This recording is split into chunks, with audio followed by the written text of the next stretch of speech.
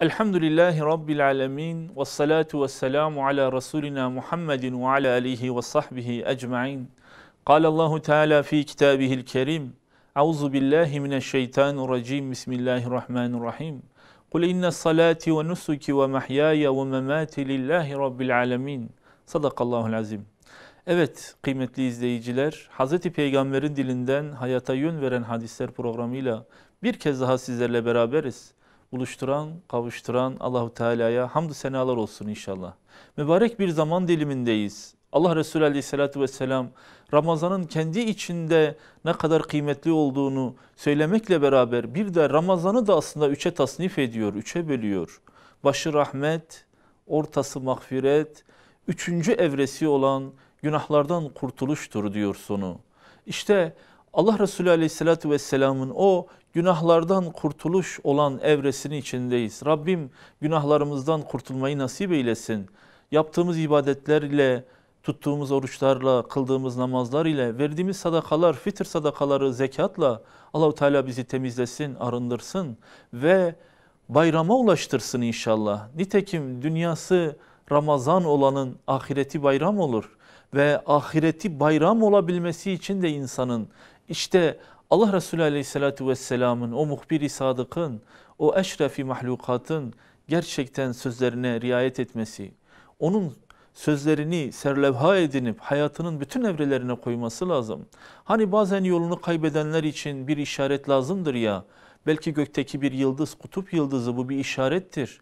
Ve belki yolunu kaybedenlere bir işaret levhası arar. İşte biz de bu programda hayatımıza yön verecek ibretlik hadisleri, örneklik hadisleri dillendiriyoruz. Ve bu hadisler Allah Resulü Aleyhisselatü Vesselam'ın yüreğinden damıtarak söylediği, belki de iç alemini bize yansıttığı hadis-i şeriflerdir.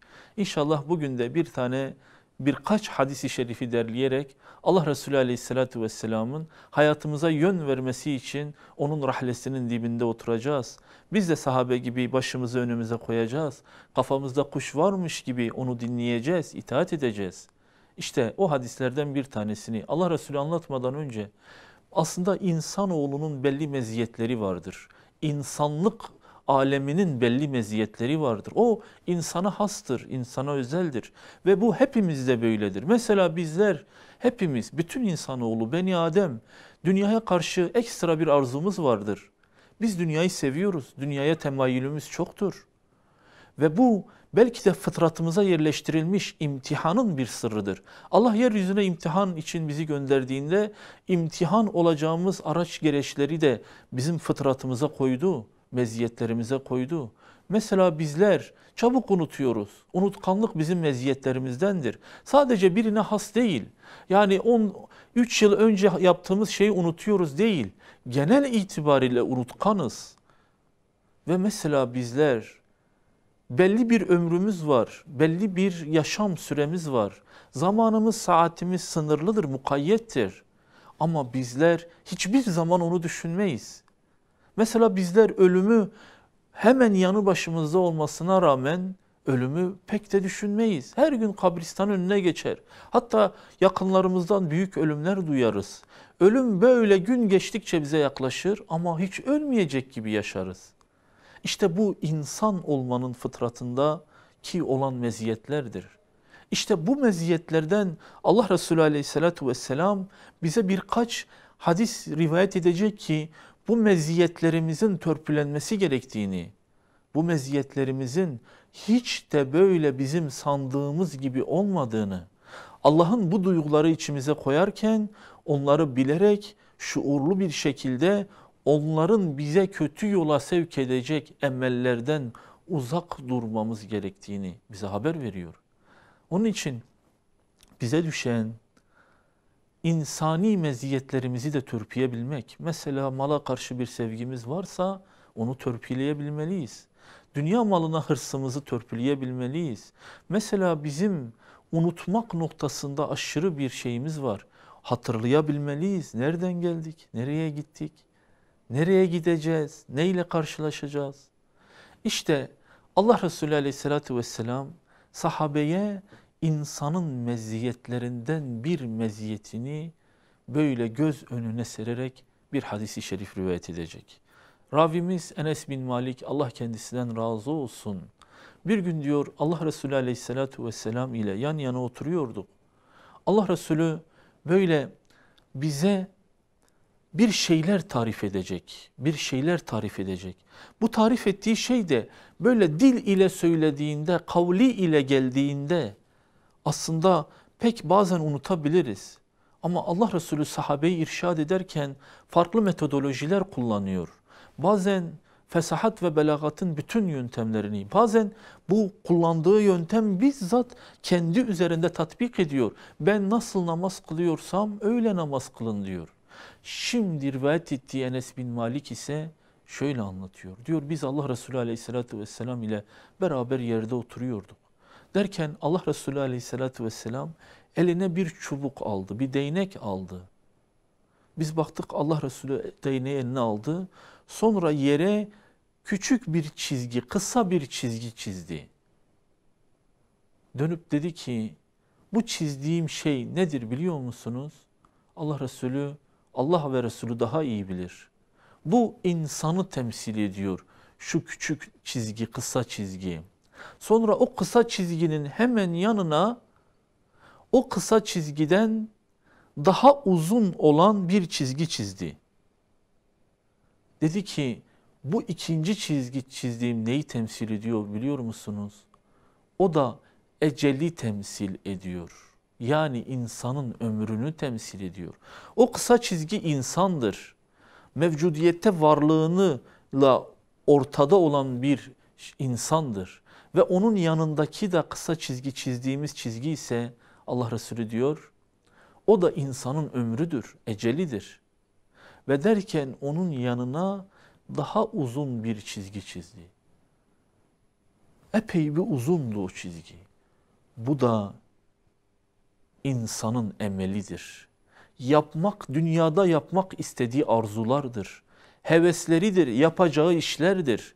Allah Resulü işte insanın bu geleceğe dair, istikbale dair hayallerinin, rüyalarının, emellerinin kendisinden de, ecelinden de daha uzun olduğunu söylüyor. Bizler böyleyiz işte. Bizim belli arzularımız var, belli isteklerimiz var. Hatta yıllara, yüzyıllara, bin yıllara sığmayacak arzularımız var. İşte Allah Resulü bunu söylerken sahabeye, sahabe Allah Resulü aleyhissalatu vesselamın ne demek istediğini çok iyi anlıyor. Sonra Büreyde, Allah kendisinden razı olsun, bu hadisi başka bir varyantını ve Allah Resulü aleyhissalatu vesselamın bu hadisi açarak başka bir şekilde ne demek istediğini bize anlatıyor. Diyor ki bir gün Allah Resulü aleyhissalatu vesselam ile biz oturuyorduk. Belli ki Allah Resulü az önce Enes bin Malik'in anlattığı hadis, anlattığı rivayetten farklı bir mekanda bu sefer farklı bir sahabe topluluğuna farklı bir şekilde emelin ve ecelin ve musibetin dünya hayatının gerçekliğini ortaya koyacak. Ama şekledecek, resmedecek. Yani olursa aslında televizyona koyacak, film çekecek, betimleyecek, tiyatroyla anlatacak. İşte bizim bazen böyle şeylere ihtiyacımız var. Dil ile söylüyor ama kulaktan uçup gidiyor, kalbe inmiyor. Allah Resulü işte aleyhissalatu vesselam o günün tabiriyle Allah Resulü ahirete dair insanların hayat kalitesinin, iman kalitesini düzeltmek için böyle onlara betimliyor olayı. Resmediyor yere çizgiler çizerek. Diyor ki Büreyde, Allah kendisinden razı olsun. Biz Allah Resulü ile oturduğumuz sırada Allah Resulü aleyhissalatu vesselam elindeki değnek ile bir kare çizdi. Şöyle bir kare çizdi. Sonra o karenin ortasından başlayarak, tam da ortasından başlayarak bir düz çizgi çizdi ki o kareyi taşıracak şekilde. Derken o karenin içinden bir bölümüne o çizgiyi de böyle kesecek, o düz çizgiyi de kesecek bazı çizgiler çizdi. Dönüp dedi ki şu çözdüğüm kare insan oğlunun hayatını, ecelini, insan oğlunun mevcudiyetinden bahseder. Oradan anlatır. orayı anlatır. İşte o ortadan çizdiğim çizgi var ya, karenin ortasından çizdiğim çizgi de insanın o hayat serüveninin yolunu anlatır. Emelini anlatır. Ulaşmak istediği nokta. Oysa eceli sınırlıdır. Karenin içindedir. Belli bir eceli vardır. Ama insanoğlunun emeli o karenin dışına taşar. O kalenin dışına gider. Öyle ki o karenin de dışından epey bir uzatır. Hevesi, arzusu bu yöndedir. O sınırların içinde kalmak istemiyor. Ecel gibi bir sınırı vardır. Ömür gibi bir sınırı vardır. Yeryüzünde mukayyettir. Sayılı günleri vardır ama yeryüzünde yaptığı işler var ya, o öyle işler, daireler kendine inşa eder. Oysa bir tanesinde kalacaktır. Elbiseler alır, servet biriktirir, hayaller kurar. Oysa bunların hepsine ulaşamayacak 1000 yıl kadar ömrü dahi olsa, o karenin dışına çıkan çizgisidir bu. O karenin dışına çıkan çizgi var ya, o emel çizgisi. Onu kesen çizgiler de onun başına gelen musibetler, onun başına gelen belalar. Belki o bir çizgiden kurtulur ama ötekisine takılır. Belki ötekisinden de kurtulur ama ötekisinden kalır. Yani o karenin çizgisinin dışına çıkmadan, onun emellerine ulaşmadan hayatı neticelenecektir. İşte Allah Resulü Aleyhisselatü Vesselam bize böyle rivayet ediyor. Yani bizim belli arzularımız var, belli zaman dilimi içinde aslında yapmamız gereken şeylerin dışına taşıyoruz. Yine Allah Resulü Aleyhisselatü Vesselam başka bir hadisinde bu bizim emellerimizin ne kadar çok olduğunu, dünya hayatında ne kadar çok kalacağımızı arzu etmemiz veya bildiğimiz halde, ömrümüzün mukayyet olduğunu bildiğimiz halde yaptığımız eylem ve fiillerin ne kadar orantısız olduğunu bize başka bir hadis-i şerifte yine sahabenin ortamında böyle anlatacak. Olay bu sefer biraz daha farklı gelişecek. Sahabe diyor ki Allah kendisinden razı olsun. Biz Allah Resulü Aleyhisselatü Vesselam ile oturuyorduk. Derken Allah Resulü yerden bir çakıl taşı aldı. Eline aldı ve kaldırdı, uzak bir yere, yanımızdan uzak bir yere attı. Taş bizden uzaklaştı. Biz böyle Allah Resulü'nün bu haline baktıktan sonra derken Allah Resulü Aleyhisselatü Vesselam yerden başka bir taş aldı, sonra onu alabildiğince uzağa attı. Dönüp dedi ki ben niye öyle yaptım biliyor musunuz? Allah ve Resulü daha iyi bilir dedi sahabeler. O yakına attığım taş var ya, o insanın ömrüdür. O insanın ecelidir. Yakın bir zamanda bize ulaşacak ve biz yakın bir zamanda Allah'ın huzuruna çıkacağız. Ve biz yakın bir zamanda ama çok yakın bir zamanda Allah bizi muhasebeye çekecek. Dünya hayatının nimetlerini, şükrünü ve sabrını yapıp yapmadığımıza dair. O uzağa attığım taş var ya, dünyadayken arzularımız, isteklerimiz ve dünyadayken ve bizim yapmak istediğimiz emelimiz, işte o taş onu temsil ediyor dedi. Evet.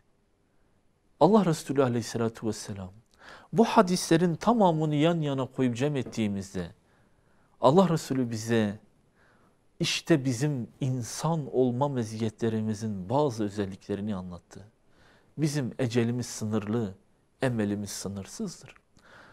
Bizim elimize kesbedeceğimiz şeyler sınırlı ama arzu ve isteklerimiz sınırsızdır. Öyle ya, bugünün dünyası da bizi böyle kandırmıyor mu? Sınırlı hayat içinde sınırsız zevk ve sefayı bize sunmuyorlar mı? Oysa bellidir. Yiyeceğimiz şey de, içeceğimiz şey de, yaşayacağımız hayat da bellidir. Milyon yıl hayatta kalmayacağız. Biz herkes gibi ölüm şerbetini içeceğiz. Nebilerin, sıddıkların Allah'a can verdiği bir dünyada biz ebediyen mi kalacağımızı zannediyoruz? Oysa içimizdeki arzu ve hevesler ve içimizdeki dürtüler hiç ölmeyecek gibi bu hayatta kalacağımızı bize emrediyor. İşte o muhbir-i sadık, Hazreti Resulullah aleyhissalatu vesselam bu duygu ve düşüncelerin yanlış olduğunu bize haber veriyor. Hani ateşi çıkıp ateşler içinde yanan bir çocuğu bazen görüyoruz ya. Çocuk, baba, anne ben üşüyorum. Baba, anne ben üşüyorum diyor ya. Oysa ona uygulamamız gereken tedavi o çocuğun istediği şey değildir. Yani o ben üşüyorum deyip onun üzerini örttüğümüz an onun felaketini de hazırladığımız andır. Belki havale geçirecek, belki de ateşi çıkaracak farklı hastalıklar ama çocuk onu istiyor. Doğrudur, vücut onu istiyor. Doğrudur, özbenliği onu istiyor. Hakikat öyledir. O titriyor, üşüyor çünkü ateşi çıkmıştır. Ancak ona uygulayacağınız tedavi onun üzerini örtmek değildir. O yalvarsa dahi onun üzerini örtmek değildir. Oysa ona soğuk uygulanmalıdır. Serin bir yere gitmelidir. Ateşinin düşürülebilmesi için onun isteğinin dışında bir şey uygulanmalıdır. İşte öz nefsimiz böyledir. Arzu, heves ve isteklerimiz böyledir. Dünyaya karşı meylimiz böyledir. Biz hiç ölmeyecekmiş gibi yaşıyoruz. Onun için hayaller kuruyoruz, planlar çiziyoruz. Falanca yerde bir fabrika daha açacağım. Filanca yerde başka bir iş daha yapacağım. Falanca yerde şunu da şöyle yapacağım. Kendime şu daireyi yapacağım. Yazın şuraya gideceğim. Kışın buraya geleceğim. Hem kışlık şu elbiseyi alacağım. Yazlık şu elbiseyi alacağım. 3 yıl sonraki planım şudur. 5 yıl sonra fabrikamı şuraya getireceğim. 10 yıl sonraki hedeflerim şöyledir. Doğrudur bunlar. Arzu ve istekler dünya hayatının geçimliği içindir. Ama gerçek olan, hakikat olan ömrümüz, ecelimiz bellidir. Bu dairenin dışına çıkmamalıyız. Allahu Teala hakikat nazarında iş yapanlardan eylesin. Allahu Teala emelinin ecelini geçtiği insanlardan eylemesin. Çok yakın bir zamanda ecelimiz bizi bulacak ve biz de bu dünyadan göçüp gideceğiz. Allahu Teala kendisini razı eden kullardan eylesin. Peygambere itaat eden kullardan eylesin. Duyduğumuz şeyleri hayatımıza tatbik etmeyi eylesin. Hepinizi Allah'a emanet ediyorum. Ve ahiru da'vanen elhamdülillahi rabbil alemin. Esselamu aleyküm ve rahmetullahi ve berekatuhu.